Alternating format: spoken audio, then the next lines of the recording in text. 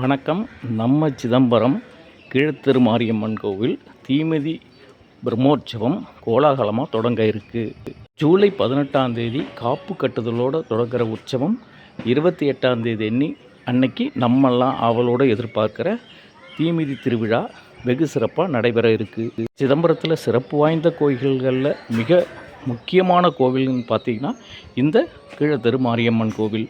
இங்கே 10 நாள் நடக்கிற இந்த உற்சவத்தில் மனிதர்களுக்கு மட்டுமல்ல விலங்கினங்களுக்கும் பிரார்த்தனை செய்து பக்தர்கள் நேர்த்திக்கடன் செலுத்துறத நாம் பார்க்கலாம். கேட்டதை கேட்ட வரம் கொடுக்கும் கீழத்தெரு மாரியம்மன். இந்த மாரியம்மனை பொறுத்த வரைக்கும் நீங்கள் என்ன நினச்சி பிரார்த்தனை பண்ணுறீங்களோ அது அப்படியே நடக்கும். அதனால தான் பிரார்த்தனை பண்ணிவிட்டு திரும்பி நேர்த்திக்கடன் செலுத்துகிற பக்தர்களோட எண்ணிக்கை லட்சக்கணக்கில் போகும். நமக்கு உடம்பு சரியில்லைன்னா என்ன செய்வோம்? ஒரு சுவாமிகிட்ட போய் பிரார்த்தனை பண்ணுவோம். ஆனால் இங்கே பிரார்த்தனை பண்ணிவிட்டு அன்னைக்கு, அதாவது எப்படின்னு கேட்டிங்கன்னா, பிரம்மோற்சவம் நடக்கிறப்ப பாடை கட்டும் பிரார்த்தனைன்னு ஒன்று செய்வாங்க. அது இந்த கோயிலில் மிக சிறப்பு.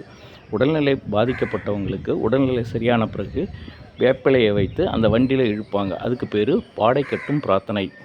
அழகு காவடிகள், மாடுகளுக்கு அளவு போடுறது, இதேமாரி நிறைய நடக்கும்.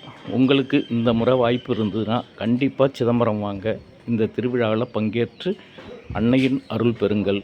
சிதம்பரம் பேருந்து நிலையம் நேர் எதிர்புறம் தான் இந்த கோவில் அமைஞ்சிருக்கு. நீங்கள் ரொம்ப தூரம் போக வேண்டாம். சிதம்பரத்தோட எல்லை தெய்வமாகவும் கீழத்தெரு மாரியம்மன் நமக்கு அருள் பாலிக்கிறாங்க.